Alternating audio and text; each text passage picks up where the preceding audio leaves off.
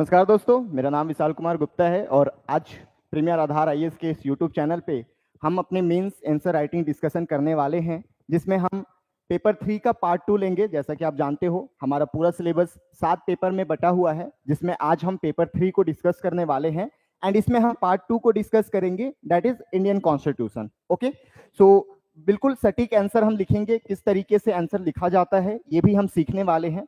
तो प्लीज आप सभी एक कॉपी और पेन लेके बैठ जाइए और साथ साथ में देखते हैं कि किस तरीके से हम क्वेश्चन को डील कर सकते हैं। ओके, सो पूरा हिंदी मीडियम में ही रहेगा ये डिस्कशन हमारा। सो सबसे पहले हम देखते हैं कि 30 शब्द का एक क्वेश्चन दिया गया है 2 अंक के लिए।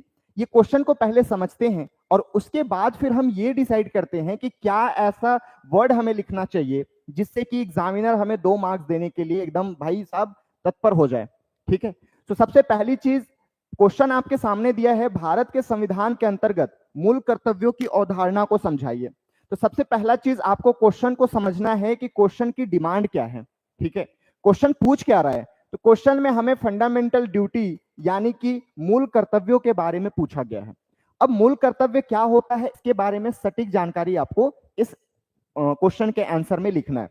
तो सबसे पहली चीज हम ये लिख लेंगे कि सर ये 1976 में इंदिरा गांधी सरकार द्वारा एक 42वां संविधान संशोधन अधिनियम लाया गया, जिसमें हम अनुच्छेद 51A या 51 क, आप जो भी बोलना चाहो, 51A 51 क जोड़ा गया।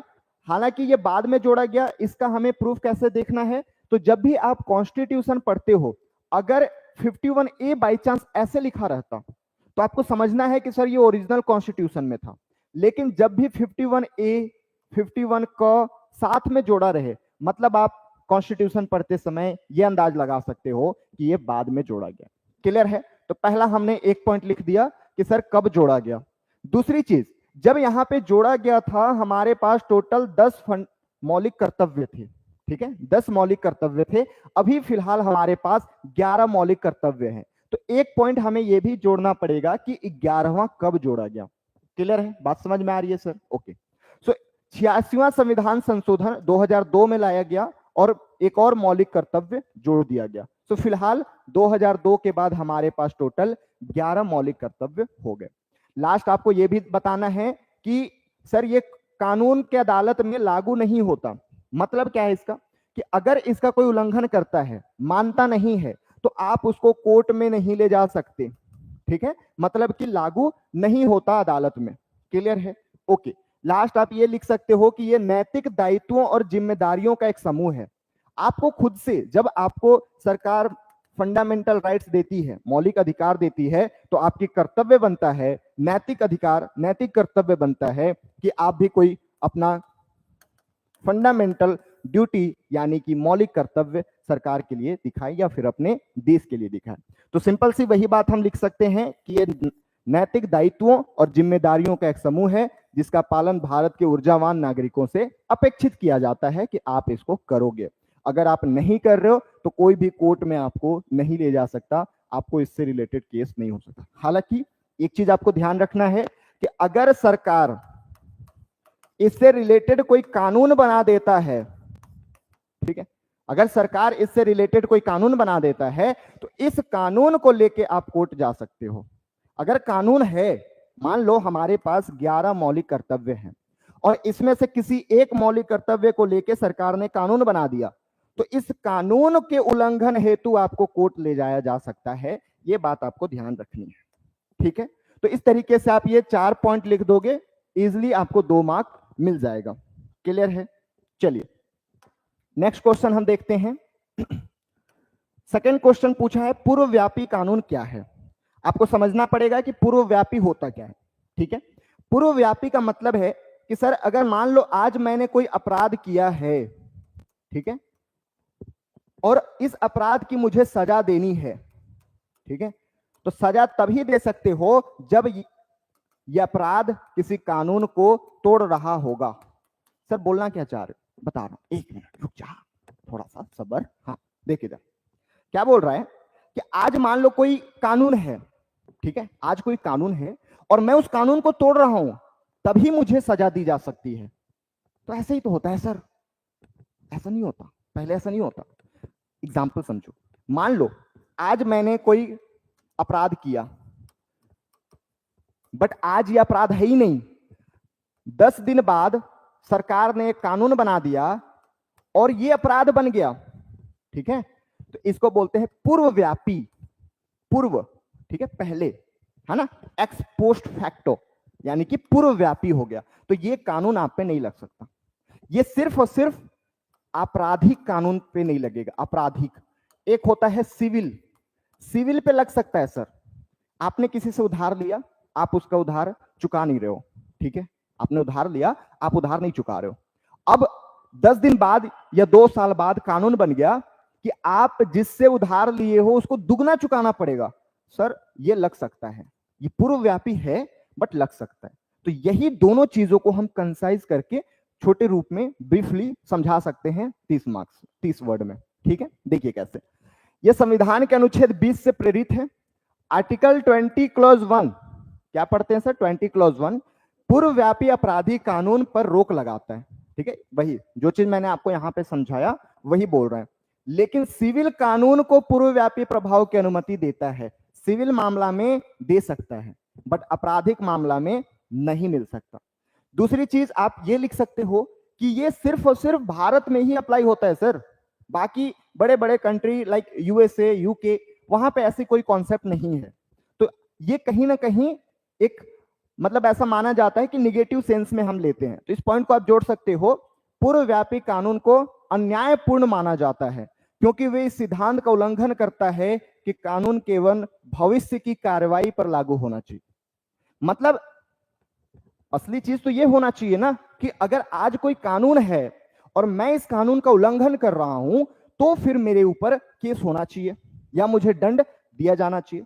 बट भाई साहब यहां पे क्या हो रहा है, सिविल मामला में कम से कम कि मैं आज वो अपराध नहीं किया, ठीक है, और कल के दिन वही मेरा किया गया काम या कृत्य अपराध बन गया तो मुझे सजा दी जाएगी।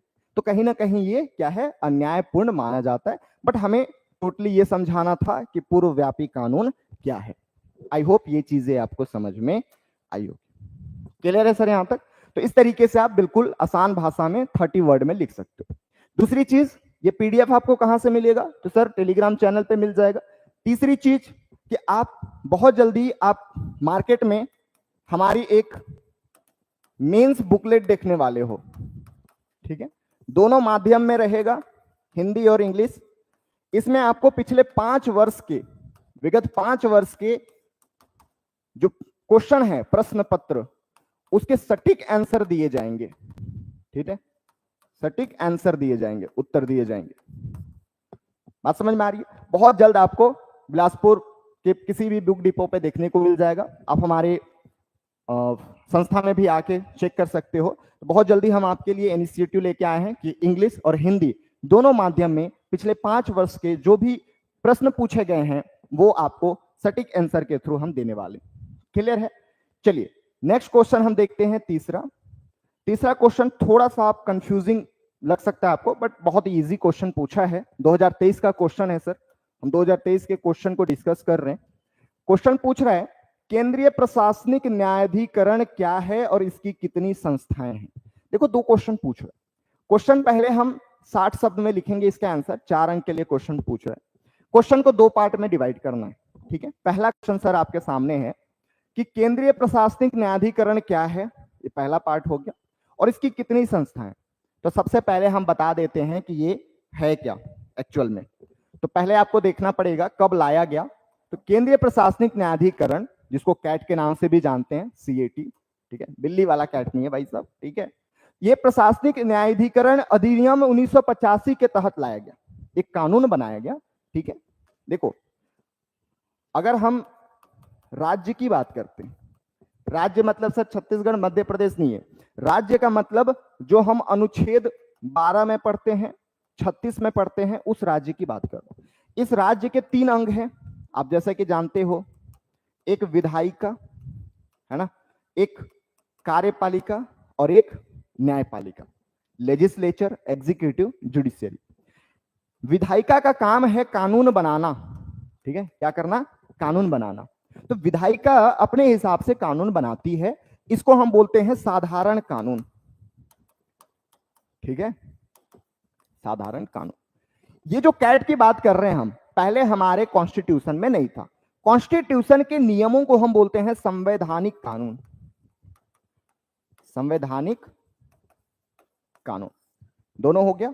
एक जो कि विधायिका द्वारा बनाया गया कानून है जिसको हम साधारण कानून बोलते हैं, ठीक है, बात समझ में आ रही होगी। एक जो कॉन्स्टिट्यूशन में गिवन है उन सबको हम संवैधानिक कानून बोलते हैं। तो पहले ये संवैधानिक कानून नहीं था, ये 1985 में सरकार ने एक साधारण कानून पास किया जिसको हम बोलते हैं प्रशासनिक न्यायाधिकरण अधिनियम 1985। और इसके तहत एक कानून बना के कि ये संस्था होनी चाहिए। फिर बाद में यही विधायिका ने संविधान में संशोधन किया। कौन सा संशोधन, तो आपको याद होना चाहिए 42वां संविधान संशोधन। इंदिरा गांधी जी की गवर्नमेंट थी उस टाइम पीरियड पे, और ये संविधान संशोधन हुआ, ठीक है। संशोधन के बाद एक्चुअली ये कानून बना था, संशोधन में इसको बनाया गया, पहले ही जोड़ दिए थे 323A में, ठीक है। उसके बाद एक कानून भी बनाया गया 1985। तो ये दोनों चीजों आपको क्लियर होनी चाहिए कि सर इसको तो पहले 1976 में जोड़ दिया गया, ठीक है, लेकिन बाद में एक कानून के थ्रू इसको लाया गया। देखो दो चीजें होती है, आप कंफ्यूज मत होना। एक विधायिका कानून बनाती है, ठीक है, कानून बनाती है, और कार्यपालिका जो है इस कानून को लागू करती है, ठीक है। तो आप प्लीज कंफ्यूज नहीं होंगे, 1976 में यह कानून बना है, यानी कि संशोधन हुआ, ठीक है, संशोधन हुआ और भाग 14A में हमने जोड़ दिया। लेकिन अब इसको लागू करने के लिए सरकार ने कानून बना दिया जिसको लागू कर रहे हैं, ये 1985 वाला। आई होप आपको ये क्लियर होगा। तो ये दो पार्ट में हमने बता दिया कि सर ये क्या है। पहला आंसर कि केंद्रीय प्रशासनिक न्यायाधिकरण क्या होता है। अब सेकंड क्वेश्चन पूछा है कि इसकी संस्थाएं कितनी हैं, ठीक है, तो वो भी हम बता देते हैं कि सर इसकी संस्था का जो मुख्य बेंच है वो दिल्ली में है, एक पॉइंट। दूसरी पॉइंट के ये 19 नियमित बेंच हैं, ठीक है। तो ये नंबर भी हमने यहाँ पे बता दिया कि कितने बेंच है। तो एक आपके दिल्ली में हेडक्वार्टर, मेन हेडक्वार्टर, यानी कि आपकी मुख्य ब्रांच, ठीक है।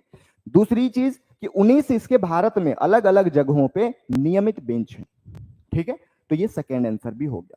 बट इतना ही में आपको पूरा मार्क्स ना मिले, हो सकता है, इसलिए हम थोड़ा सा इसके उद्देश्य भी लिख देंगे कि एक्चुअल में इसका कार्य क्या है, ये उद्देश्य क्या लेके काम क्या करता है, ठीक है। तो आप जानते हो कि ये केंद्रीय सरकार के कर्मचारियों और अन्य सार्वजनिक अधिकारियों के संबंधित, या तो उनके नियुक्ति से संबंधित, या तो उनके ट्रांसफर, पदोन्नति, स्थानांतरण, ये हो गया आपका, ठीक है। इसके अलावा अनुशासनात्मक कार्यवाही आदि का निपटारा करते हैं। मतलब समझना है कि सर इसका उद्देश्य क्या है, तो सेंट्रल गवर्नमेंट यानी कि केंद्र सरकार के कर्मचारियों का ट्रांसफर हो गया, ठीक है, उनकी प्रमोशन हो गया, या फिर उनकी सैलरी हो गई, ठीक है, या तो उनकी नियुक्ति हो गई, अपॉइंटमेंट हो गई, इन सब से रिलेटेड कार्यों को निपटारा करता है। तो इस तरीके से आप अगर आंसर लिखते हो तो बहुत अच्छी तरीके से आपको 4 मार्क्स मिल सकते हैं। Is it clear now?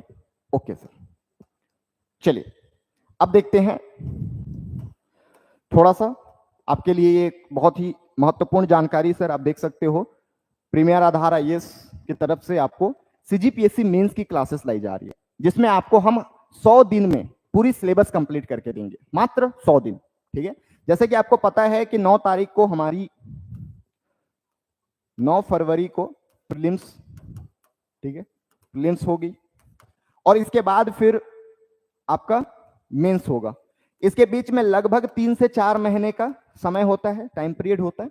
तो इस 3 से 4 महीने के पीरियड में आप किस तरीके से पेपर 1 को पढ़ते हो, पेपर 2, पेपर 3, 4, 5, 6, 7, ये सातों पेपर की तैयारी करना थोड़ा सा मुश्किल हो जाता है। इसलिए हम आपके लिए मात्र 100 दिन में पेपर 1 भी कवर करेंगे, जिसमें आपको लैंग्वेज पढ़ाया जाएगा, पेपर 2 जिसमें हम आपको ऐसे लिखने सिखाएंगे, पेपर 3 जिसमें हम पबेड या पब्लिक एडमिनिस्ट्रेशन देखते हैं, paper 4 general science, maths and reasoning, and paper 6 philosophy, and paper 7 complete syllabus. आपको पता है इसमें इंटरनेशनल रिलेशन के बारे में, इंटरनेशनल बॉडीज के बारे में, अंतरराष्ट्रीय संबंध, खेल, ये सब के बारे में सिलेबस है। तो इसको भी हम बहुत अच्छी तरीके से मात्र आपके लिए 15,000 रुपए में क्लासेस लेके आ रहे हैं। ज्यादा जानकारी के लिए आप वेबसाइट पे जा सकते हो या फिर आप डायरेक्टली प्रीमियर आधार आईएएस की संस्था में आके आप मिल सकते हो। आप नोट कर लीजिएगा इसका लोकेशन गोम्बर कॉम्प्लेक्स के ऊपर मिले, गोम्बर कॉम्प्लेक्स में मिलेगा आपको, दैनिक भास्कर के ऊपर है, ठीक है। पुराना हाई कोर्ट के पास अगर आप आओगे तो आपको मिल जाएगा। चलिए नेक्स्ट क्वेश्चन हम देख लेते हैं, चौथे नंबर की क्वेश्चन को। देखो क्वेश्चन बहुत इजी है, आपको फिर से 4 मार्क्स 60 शब्द के लिए। इसको देखते हैं कि क्या पूछ रहा है। आइए, बोल रहा है संविधान की राज्य सूची के विषयों पर संसद की शक्तियों का परीक्षण करना है। सबसे पहले कॉन्सेप्ट सर हमें यह समझना है कि क्वेश्चन की डिमांड क्या है, पूछ क्या रहा है। तो संविधान में राज्य सूची की बात करिए, आपके दिमाग में आ जानी चाहिए कि सर संविधान में हम जो अनुसूची पढ़ते हैं और इस अनुसूची 7वें में हमारे पास 3 लिस्ट गिवन है, 3 लिस्ट दिया गया। कौन कौन सा सर? एक संघ लिस्ट, ठीक है, एक राज्य सूची, संघ सूची, राज्य सूची, और एक समवर्ती सूची, ठीक है, union list, state list and concurrent list. अब संघ लिस्ट में हमारे पास लगभग 100 के आसपास सब्जेक्ट हैं, राज्य में भी इसी तरीके से सब्जेक्ट है और समवर्ती सूची में भी कुछ सब्जेक्ट दिए गए हैं। अब संघ के जो सब्जेक्ट हैं इस पे सिर्फ और सिर्फ केंद्र सरकार ही कानून बना सकती है, ये आपको पता है, ठीक है। राज्य सूची में जो सब्जेक्ट दिए गए हैं, जो विषय दिए गए हैं, इसमें सिर्फ और सिर्फ राज्य सरकार ही कानून बना सकती है। मैं सर यहाँ पे राज्य सरकार और केंद्र सरकार बोल रहा हूं, दैट मीन्स संसद और विधानमंडल। सरकार से कंफ्यूज मत होइएगा, आप कहीं मोदी जी और विष्णुदेव साय की बात मत करने लग जाइएगा प्लीज, ठीक है। हम बात कर रहे हैं संसद की और ये विधानमंडल की। और समवर्ती सूची के जितने भी विषय हैं इस पे दोनों कानून बना सकते हैं, राज्य भी और केंद्र भी, ठीक है। लेकिन ध्यान देने वाली बात यह है सर कि यहां पे अगर केंद्र सरकार ने कानून बनाया तो केंद्र सरकार की कानून मान्य होगी, ना कि राज्य सरकार की। क्लियर है? ओके, चलिए, तो ये अनुसूची 7 की बात कर रहा है। क्वेश्चन आपको सिंपल बता रहा है कि सर संविधान की राज्य सूची के विषयों पर संसद की शक्तियों का परीक्षण करना। अभी 2 मिनट पहले मैंने आपको बताया कि राज्य सब्जेक्ट में राज्य कानून बना सकता है इन नॉर्मल सिचुएशन, ठीक है, आम जिंदगी है ना, ये है मेंटोर जिंदगी। आम जिंदगी में राज्य के जो सब्जेक्ट हैं राज्य उस पे कानून बनाएगा। लेकिन क्वेश्चन पूछा है कि संसद की शक्तियों का परीक्षण का मतलब कुछ ना कुछ लोचा है भाई साहब, कि केंद्र का पावर तो केंद्र वाले में बनाना था, लेकिन यहां पे भी बनाता है और इसको हमें बताना है, ठीक है। चलिए देखते हैं, कॉन्स्टिट्यूशन हमें कुछ एक्सेप्शन अपवाद देता है, उसको हम समझते हैं। तो वही जो मैंने आपको अभी समझाया, यहां पे लिखा है कि भारतीय संविधान ने 7वीं अनुसूची में 3 सूचियों के माध्यम से संघ और राज्य के बीच विधायी शक्तियों का विभाजन किया है, जिसको हम संघ सूची, राज्य सूची और समवर्ती सूची बोलते हैं। आपने मात्र इंट्रो देने के लिए मतलब 10 वर्ड में लिख दिया। अब ये बता दो कि सामान्य स्थिति में संसद राज्य सूची के तहत कानून नहीं बना सकता। सामान्य स्थिति लिखा है सर मैंने, आपातकाल की स्थिति जब आए, इमरजेंसी आए, और इमरजेंसी का मतलब मैं 352 वाले इमरजेंसी की बात नहीं कर रहा हूं, ठीक है। इमरजेंसी जब भी मैं बोलूं दैट मीन्स आप समझाओ कि सिचुएशन खराब है ना, कुछ ऐसी सिचुएशन आ गई है कि हमें ये सामान्य स्थिति को नहीं मानना पड़ेगा, ठीक है। तो उस स्थिति में संविधान कुछ अपवाद प्रदान करता है जहां संसद राज्य सूची पर भी कानून बना सकता है। वो कौन कौन से अपवाद हैं आप देखोगे, अनुच्छेद 249, ठीक है, 49, 249 में क्या बोला गया कि अगर देखो सर हमारे पास 2 सदन है, एक लोकसभा एक राज्यसभा, ठीक है। लोकसभा हम बोलते हैं कि ये लोगों का हाउस है, आम जनता की हाउस है, हाउस ऑफ पीपल भी बोलते हैं इसको, ठीक है, निम्न सदन भी बोला जाता है। राज्यसभा इसको राज्यों का हाउस बोलते हैं, काउंसिल ऑफ स्टेट, है ना। राज्यों की जो प्रॉब्लम होती है वो राज्यसभा में सुना जाता है या फिर राज्यसभा में उसको प्रतिनिधि दिया जाता है, ठीक है। अब आप बताना क्या चाहते हो, आइए सुनते हैं। सिंपल सी बात है कि अगर कोई सिचुएशन आ जाए कि हमें राष्ट्र हित में कुछ काम करने हैं, तो राष्ट्र हित में करने के लिए अगर राज्यसभा परमिशन दे दे ठीक है, राज्यसभा अगर परमिशन दे दे कि सर आप इस राज्य के लिए कानून बना लो तो संसद बना सकती है। तो वही बोला गया है कि राष्ट्रहित के तहत यदि राज्यसभा एक प्रस्ताव पारित करता है, ठीक है, और प्रस्ताव यहां पे होगा विशेष बहुमत से। विशेष बहुमत क्या होता है आपको पता होगा, विशेष बहुमत, ठीक है। अगर राज्यसभा प्रस्ताव पारित कर दे विशेष बहुमत से तो संसद उस विषय पर कानून बना सकता है। वो भले ही राज्य सूची में आता है, राज्य सूची का विषय है, लेकिन फिर भी अगर वो नेशनल इंपॉर्टेंस की बात है, राष्ट्रीय हित की बात है, और राज्यसभा अगर परमिट कर दे, अलाउ कर दे, ठीक है, तो संसद उस पे कानून बना सकता है। तो ये एक हमारा अपवाद है, हमने एक लिख दिया। दूसरा आर्टिकल 250। आर्टिकल 250 क्या बोलता है कि जब भी देश में इमरजेंसी लगती है, जब भी 352 लगता है, ठीक है, इमरजेंसी लगती है, तो संसद के पास ये पावर आ जाती है कि वो जिस भी राज्य के लिए कानून बनाना चाहे वो बना सकता है। इवन राज्य सूची के सब्जेक्ट पे भी कानून बना सकता है। क्लियर है? आई होप यहां तक समझ में आ रही होगी बहुत अच्छी तरीके से, ठीक है। चलिए, तो आर्टिकल 250 वही बोल रहा है कि जब राष्ट्रीय आपातकाल लागू होता है तो संसद राज्य सूची के विषय पर कानून बना सकते हैं। नेक्स्ट, अनुच्छेद 252। 252 क्या बोलता है, आइए इसको समझते हैं। जैसे मान लो ये सर छत्तीसगढ़ है, यहां पे उड़ीसा है, ठीक है, और इधर एमपी है। मान लो महानदी जाती है और छत्तीसगढ़ और उड़ीसा उस पर लड़ गए, है ना, छत्तीसगढ़ और उड़ीसा में लड़ाई हो गई, ठीक है। या फिर सिंपल सा सिचुएशन देख लो कि हमारे यहाँ नक्सली का बहुत प्रॉब्लम है, ठीक है, नक्सलवाद बहुत ज्यादा मेजर प्रॉब्लम है छत्तीसगढ़ में। ये प्रॉब्लम उड़ीसा में भी है, आंध्र प्रदेश में भी है, ठीक है, तेलंगाना में भी है। ये चारों जगह मेजर है, और भी जगह पे हैं, बट यहाँ पे मेजर प्रॉब्लम हम देखने को मिलता है। अब भाई साहब मान लो छत्तीसगढ़ अपना कानून बनाया और छत्तीसगढ़ कानून में कुछ डिफरेंट सिचुएशन आ गई, है ना, और उड़ीसा गवर्नमेंट का कानून थोड़ा अलग हो गया, तेलंगाना गवर्नमेंट की कानून थोड़ा और डिफरेंट हो गया। समझ आ रही है बात? तो अगर मान लो इन चारों गवर्नमेंट की कानून थोड़ा डिफरेंट हो जाए तो ऐसा नहीं लग रहा है कि नक्सलियों पे कंट्रोल पाना सरकार के लिए थोड़ा डिफिकल्ट हो जाएगा? और इस सिचुएशन से बचने के लिए क्या हम उपाय लगा सकते हैं? सर उपाय सिंपल लगा सकते हैं कि चारों सरकार में या चारों राज्य में अगर एक ही कानून आ जाए, एक ही कानून आ जाए तो बात सिंपल हो। जो कानून छत्तीसगढ़ में लग रहा है वही कानून आपके उड़ीसा में लग जाए, वही कानून आपके तेलंगाना में लगे, और वही कानून सेम कानून आंध्र प्रदेश में लगे। तो इसके लिए हम क्या करते हैं, या तो दो राज्य या दो से ज्यादा राज्य अगर संसद से राज्य सूची पर कानून बनाने का अनुरोध करते हैं, ठीक है, और प्रस्ताव पारित करते हैं, तो फिर हम उस पे कानून बना सकते हैं। कौन? संसद। ठीक है, ये सिचुएशन समझ में आ गई होगी। तो ये बात कही गई है आपके आर्टिकल 252 में। ओके, आई होप यहां तक समझ में आई होगी। चलिए फिर अनुच्छेद 253 एक और देख लेते हैं। संसद भारत द्वारा, जैसे मान लो एक एग्जांपल लेके समझाता हूं सर आपको। मान लो मोदी जी विदेश यात्रा पे गए, कहां भेज दे?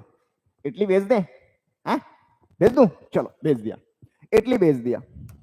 और इटली में मोदी जी, भाइयों और बहनों, हम इटली सरकार को ये वादा करते हैं कि आप आइए और छत्तीसगढ़ में अपना प्रयोजन कार्य करिए। वादा करके तो आ गए मोदी जी, ठीक है। मोदी जी के भाषण भाई साहब मतलब खून उबल जाता है ना। अब जब छत्तीसगढ़ आए तो अभी तो विष्णुदेव साय जी हैं, इससे पहले काका। मान लो भूपेश बघेल बोलते हैं कि मोदी जी देखिए बात ऐसा है कि आपने भाषण तो दे दिया बट हम जमीन नहीं देने वाले, ठीक है। क्यों? क्योंकि सर जमीन राज्य सूची का सब्जेक्ट है। अब मान लो काका बोल दिए कि जमीन नहीं दे रहे हम, देख लो आप दिल्ली में लगवा लो। दिल्ली में केजरीवाल भी लाइक हम नहीं दे रहे, मैं नहीं दे रहा।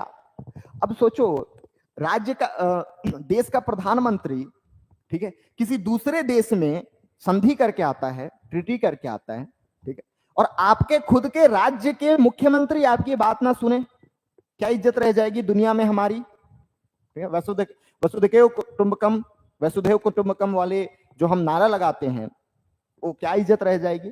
तो इसके लिए संविधान खुद हमें एक्सेप्शन देता है अंडर आर्टिकल 253 अनुच्छेद 253 में कि अगर कोई अंतरराष्ट्रीय संधि समझौता को लागू करना है तो संसद किसी भी कानून पर, किसी भी सब्जेक्ट पर कानून बना सकता है, किसी भी विषय पर कानून बना सकता है।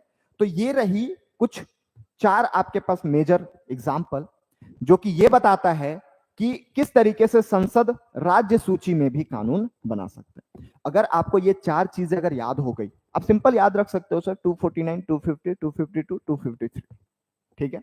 अगर ये आप को 4 पॉइंट लिख देते हो, इजिली आपको एग्जामिनर 4 मार्क्स दे देगा। आई होप ये क्वेश्चन क्लियर होगा। चलिए नेक्स्ट क्वेश्चन हम देखते हैं, थोड़ा लंबा क्वेश्चन देखते हैं, 5वां। ये आपको 8 मार्क्स के लिए है, 100 शब्द में लिखने को है, ठीक है। क्वेश्चन पूछ रहा है भारत में प्रशासन पर न्यायिक नियंत्रण की सीमाएं क्या है। अब जब ये क्वेश्चन आया था, बच्चों का बहुत डाउट था सर इसमें लिखना क्या है, ठीक है। इजी है क्वेश्चन बट थोड़ा सा कंफ्यूजिंग हो सकता है। इसको चलिए थोड़ा सा हम समझने की कोशिश करते हैं कि एक्चुअल में क्वेश्चन पूछ क्या रहा है, डिमांड क्या है क्वेश्चन की। सर उससे पहले आपको जाना पड़ेगा हमारे संविधान में, और अगर आप मेरे से क्लासेस किए होंगे तो ये पता होगा क्या है सर। कुछ नहीं सर, ये मेरे पापा जी का सूटकेस है, ठीक है, जो कि उनको दहेज में मिला था, है ना। इसमें ये 2 खंबा है, खाना है, खंबा नहीं वो नहीं भाई साहब, ये जुडिशियरी, लेजिस्लेचर, एग्जीक्यूटिव, विधायिका, कार्यपालिका, न्यायपालिका, ठीक है। प्रेसिडेंट भाई साहब आप पढ़े होंगे। मैं सिंपल आपको बताना चाहता हूं कि हम एक वर्ड यूज करते हैं, शक्तियों का पृथक्करण, शक्तियों का पृथक्करण। मतलब सर विधायिका बिल्कुल अलग होगा कार्यपालिका से, और कार्यपालिका बिल्कुल अलग होगा न्यायपालिका से, ठीक है। विधायिका अलग है कार्यपालिका से, कार्यपालिका अलग है न्यायपालिका से, न्यायपालिका अलग है विधायिका से, तीनों एक दूसरे से सेपरेट है, ठीक है। अब इसके लिए हमारे पास है आर्टिकल 50 जो कि बोलता है कि कार्यपालिका और न्यायपालिका अलग अलग होगा, कार्यपालिका और न्यायपालिका अलग अलग होगा। एक्चुअल में ये जो कॉन्सेप्ट है हम यूज करते हैं या हम देखते हैं यूएसए के संविधान में, ठीक है। तो आप बोलो कि सर आपने तो अभी बोला कि हम भारत में भी यूज करते हैं भाई साहब, लेकिन पूरी तरीके से नहीं, क्योंकि आप देख रहे हो कि न्यायपालिका तो इन दोनों से बिल्कुल अलग है, डिफरेंट है, बट कार्यपालिका और विधायिका दोनों एक ही बॉडी है ना। मतलब विधायिका में से ही कार्यपालिका निकला है। तो इस कॉन्सेप्ट को बोलते हैं separation of power with check and balance. मतलब क्या है सर, शक्तियों का पृथक्करण और उसमें हम चेक करते रहते हैं, ठीक है, चेक करते हैं और उसको नियंत्रित भी करते हैं। मतलब मान लो ये कार्यपालिका है और ये न्यायपालिका है। कार्यपालिका अगर कोई गलत काम करती है, न्यायपालिका इसको चेक करेगा, और अगर ये फिर भी नहीं समझ रहा तो इसको कंट्रोल करेगा, ठीक है। सेम ऑपोजिट, ये जुडिशियरी न्यायपालिका, ये कार्यपालिका। अगर न्यायपालिका कोई गलत काम कर रहा है तो कार्यपालिका इसको पहले चेक करेगा, फिर इसको क्या करेगा, नियंत्रित करेगा, ठीक है। तो ये चेक एंड बैलेंस, यानी पहले चेक करो फिर नियंत्रित करो। सेपरेशन ऑफ पावर मतलब शक्तियों का पृथक्करण, ठीक है। आर्टिकल 50 आपको समझ में आ गया कि कार्यपालिका और न्यायपालिका अलग होगा। अब अगर इतना कॉन्सेप्ट आपको क्लियर होगा तो क्वेश्चन पे आते हैं कि क्वेश्चन की डिमांड क्या है, ठीक है। क्वेश्चन क्या बोल रहा है, भारत में प्रशासन पर, प्रशासन मतलब आप सिंपल कार्यपालिका समझ सकते हो कुछ समय के लिए, न्यायिक नियंत्रण की सीमाएं क्या है। सर क्वेश्चन 2 चीजें हैं, क्वेश्चन आपको कुछ बता भी रहा है और क्वेश्चन आपसे कुछ पूछ भी रहा है। क्या पूछ रहा है, क्या बता रहा है, चलिए इसको समझते हैं।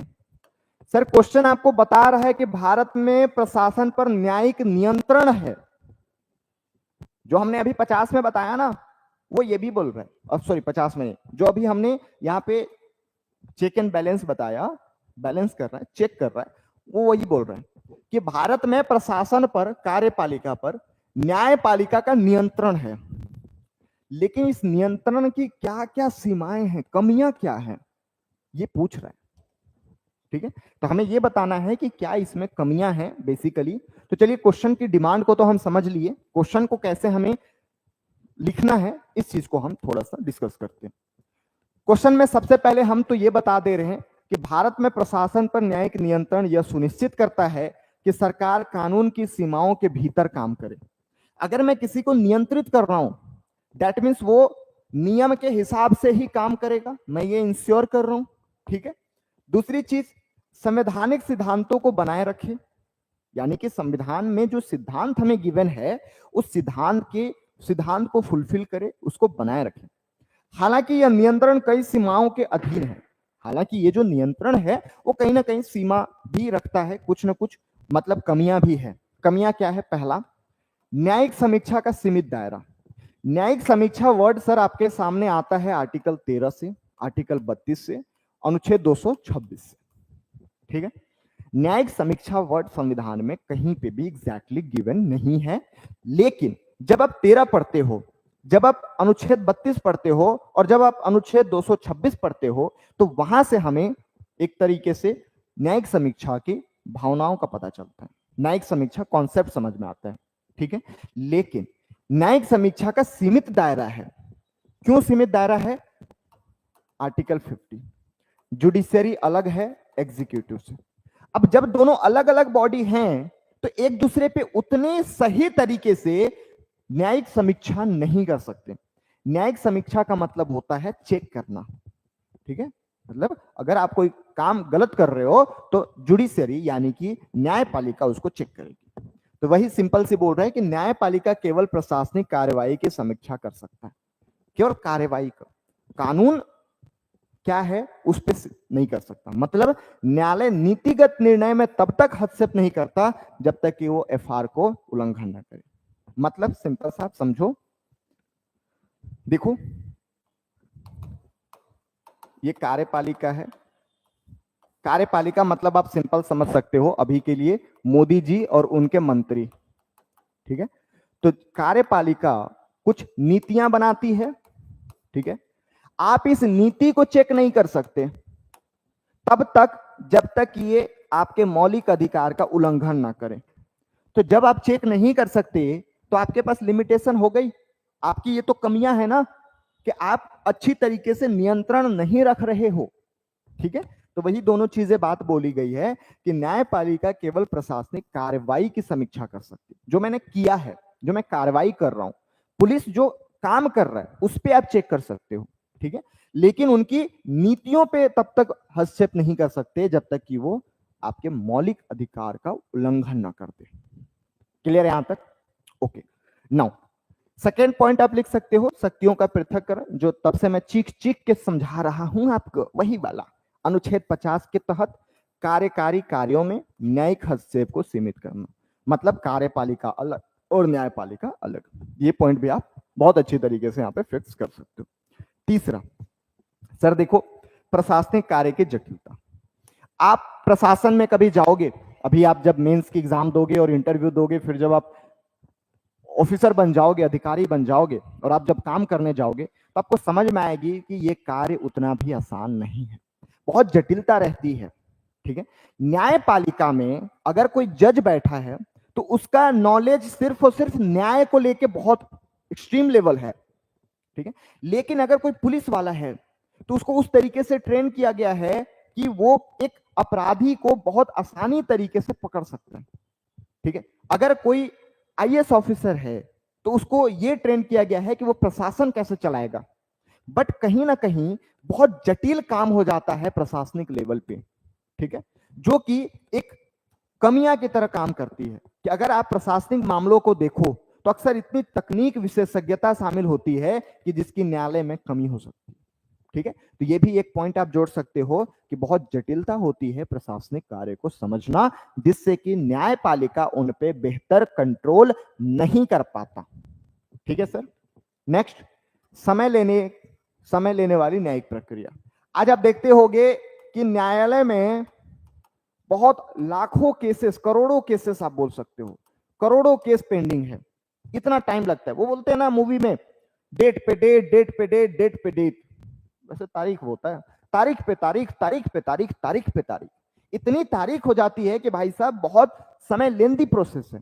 और जब भी आप किसी समय को, जब भी किसी आप काम को बहुत ज्यादा समय लगा देते हो, बहुत देरी करना शुरू कर देते हो, तो उसकी जो एफिशिएंसी होती है वो बहुत डाउन हो जाती है, कम हो जाती है। ठीक है, तो यही बात यहां पे बोला गया है कि भारत में न्यायालय की कार्यवाही अक्सर प्रक्रियागत देरी, केस बैकलॉग, इतने केस अभी पेंडिंग है कि आप मतलब देख के हैरान हैरान रह जाओगे। ठीक है, तो ये चीजें कहीं ना कहीं लंबी होती है, जिससे न्यायिक नियंत्रण की प्रभावशीलता, इफिशियंसी कम हो जाती है। तो ये भी एक कमियां है कि जो न्यायपालिका प्रशासन पे नियंत्रण करता है उसकी कमी।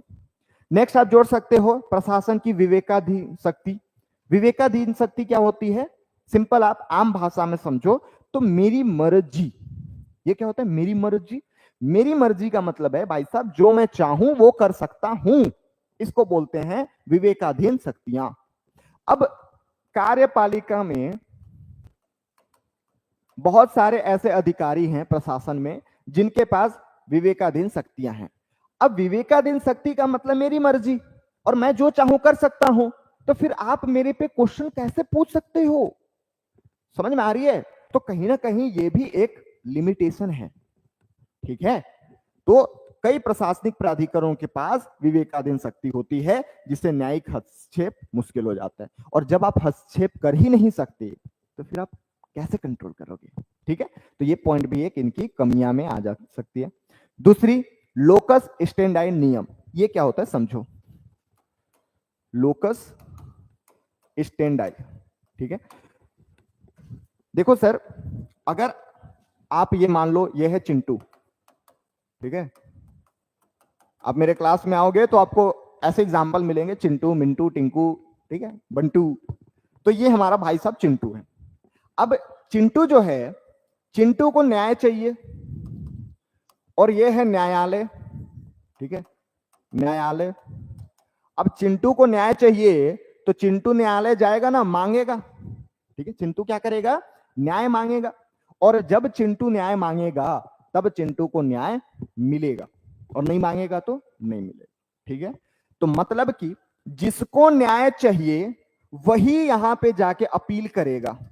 इसको बोलते हैं लोकस स्टैंडाई, कि अगर मुझे न्याय की जरूरत है तो मैं ही जाऊंगा, मेरे कोई दोस्त नहीं जाएगा। ठीक है, तो ये भी एक कमियां हैं। ठीक है, लेकिन आपको याद रखना है इसमें एक अपवाद भी जोड़ा गया है, और ये अपवाद है PIL, पब्लिक इंटरेस्ट लिटिगेशन, जिसको हम जनहित याचिका भी बोलते हैं।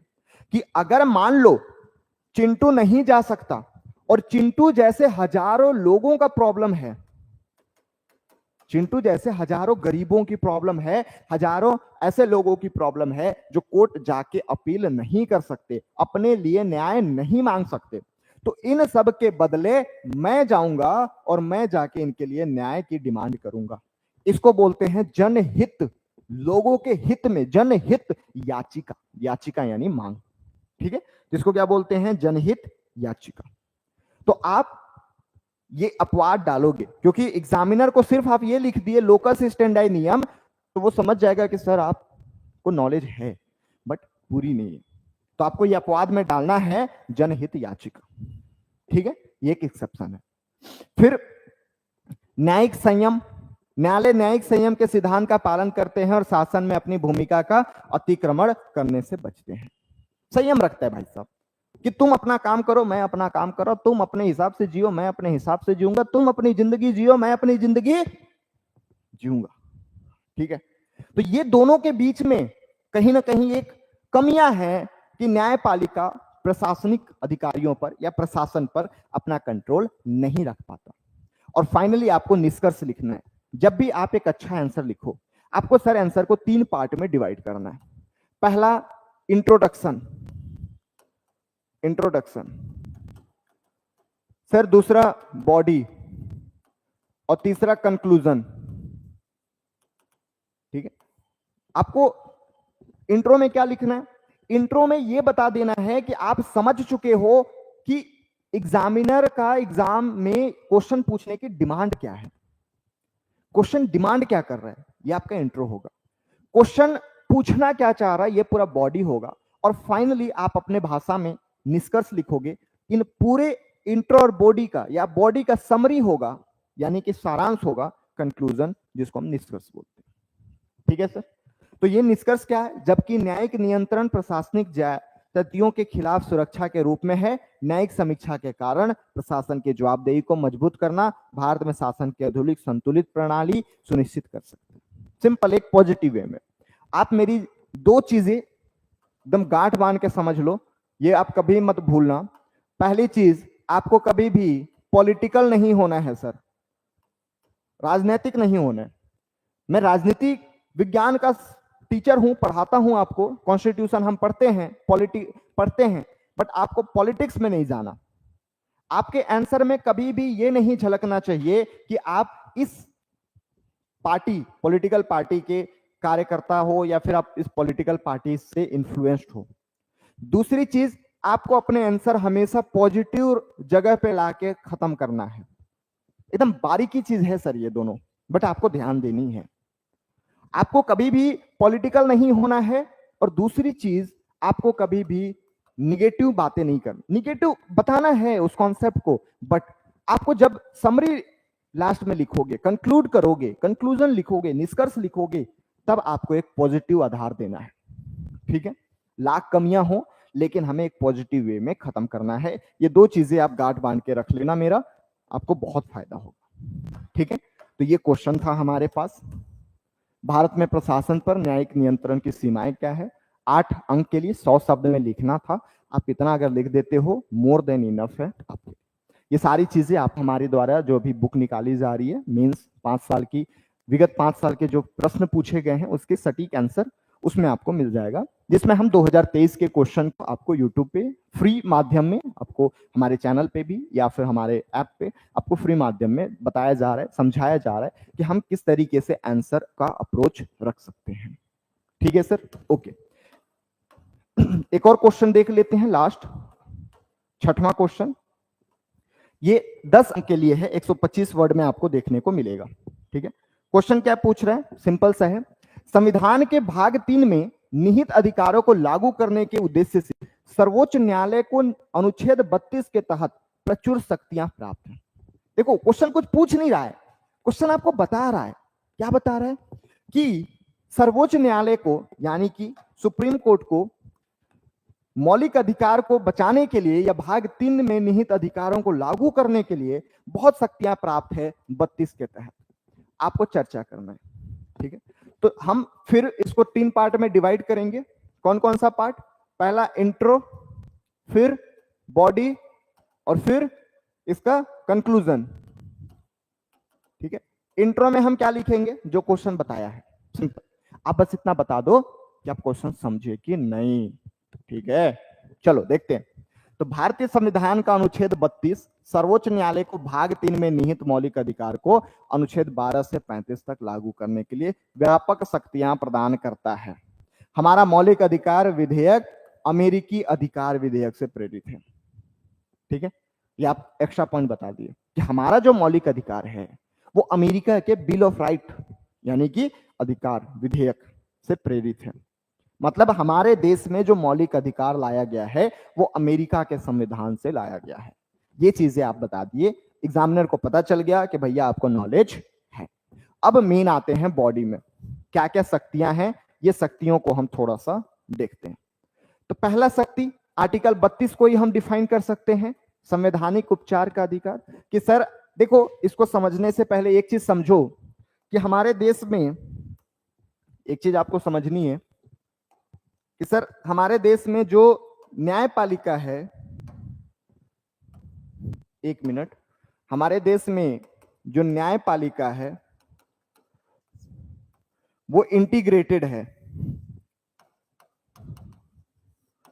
इंटीग्रेटेड है। इंटीग्रेटेड का मतलब क्या होता है? एक ही में जुड़ा हुआ। इंटीग्रेटेड का मतलब क्या है? एक ही में जुड़ा हुआ।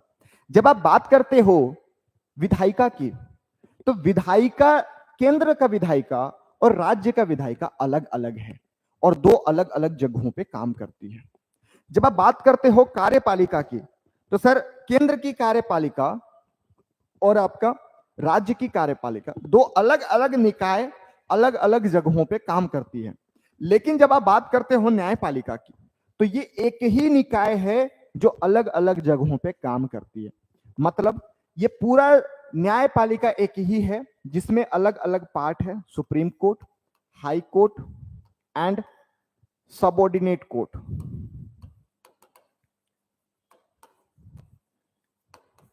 इसको बोलते हैं उच्चतम न्यायालय, ये हो गया उच्च न्यायालय, और ये हो गया अधीनस्थ न्यायालय। अधीनस्थ न्यायालय का मतलब होता है जिला न्यायालय और उसके निचली न्यायालय। ठीक है, अब देखो, जब आप इसमें जाओगे, जब आप कोई अपराध करते हो या आपको कोई केस करनी है, तो आप सबसे पहले जाओगे निचली न्यायालय में, सबऑर्डिनेट कोर्ट में। अगर आपको यहां पे न्याय मिलता है और आप उससे सेटिस्फाई नहीं हो, देन आप जाओगे हाई कोर्ट में। और अगर यहां के न्याय से भी आप सेटिस्फाई नहीं हो और हाई कोर्ट आपको अगर प्रमाणित कर दे, बिना प्रमाणित किए नहीं जा सकते ऊपर, अगर आपको प्रमाणित कर दे तो आप कहां जाओगे? सुप्रीम कोर्ट में। ठीक है, मतलब आप नीचे से ही जाओगे ऊपर। कोई ऐसा काम नहीं जिसके कि आप डायरेक्ट ऊपर चले जाओ, आपको नीचे से ही जाना पड़ेगा। बट आर्टिकल 32 आपको पावर दे रहा है कि अगर आपके मौलिक अधिकार का कोई उल्लंघन कर रहा है तो आप डायरेक्टली चले जाओ सुप्रीम कोर्ट, कोई नीचे जाने की जरूरत नहीं है, आप डायरेक्टली कहां चले जाओ? Supreme court. तो यही बात हम लिख सकते हैं। ठीक है, पहले पॉइंट में हमने वही लिखा है कि अनुच्छेद 32 जो है व्यक्ति को अपने मौलिक अधिकार के प्रवर्तन के लिए सीधे सर्वोच्च न्यायालय या उच्चतम न्यायालय यानी सुप्रीम कोर्ट जाने का अधिकार देता है। ठीक है, तो ये पहला पॉइंट हो गया। दूसरा पॉइंट, हमने 32 देख लिया।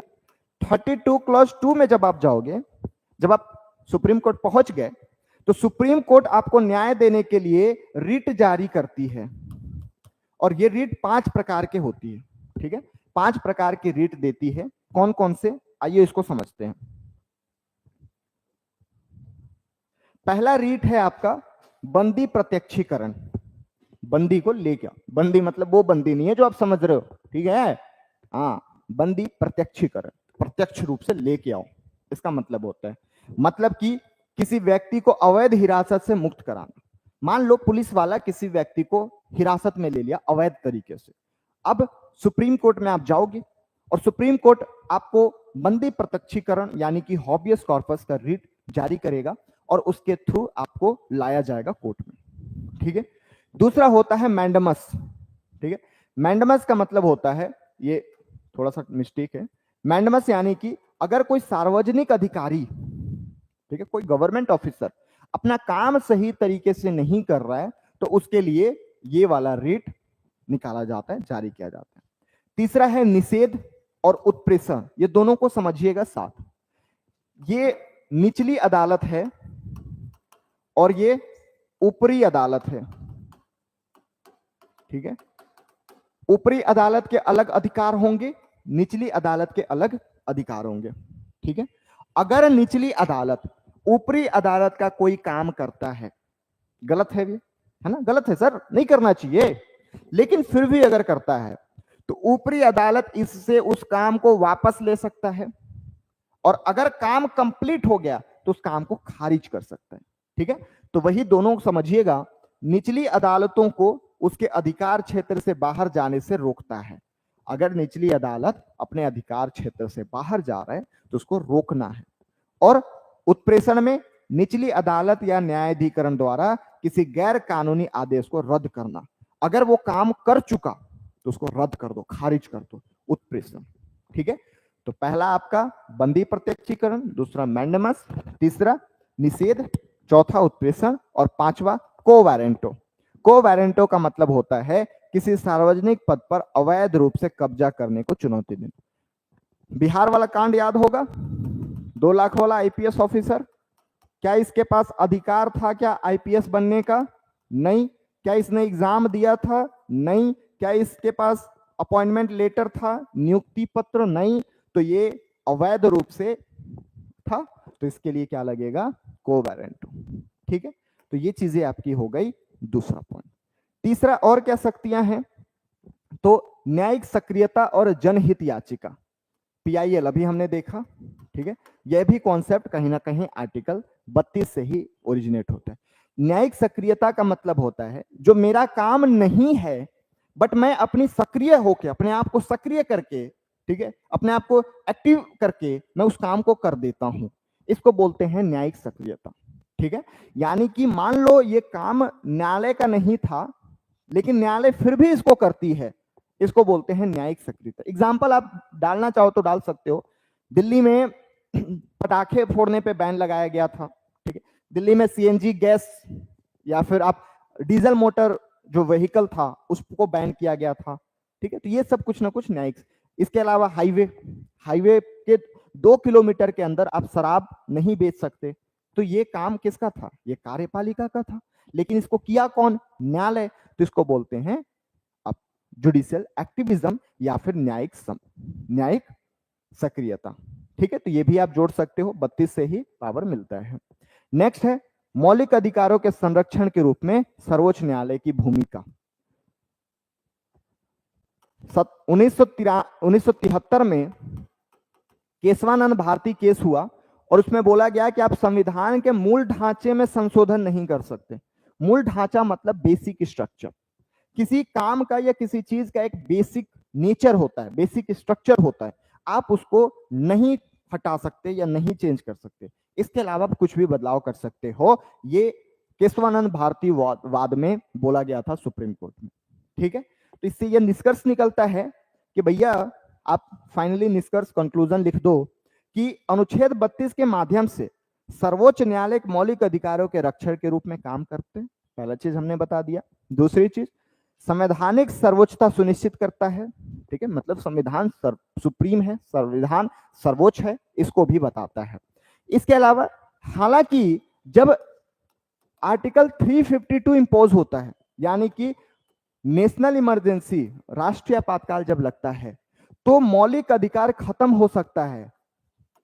ये आपने पढ़ा होगा 359 कि जब नेशनल इमरजेंसी लगता है, ठीक है, राष्ट्रीय आपातकाल लगता है, तो उस समय पे मौलिक अधिकार 20 और 21 को छोड़ के बाकी सबको सस्पेंड किया जा सकता है।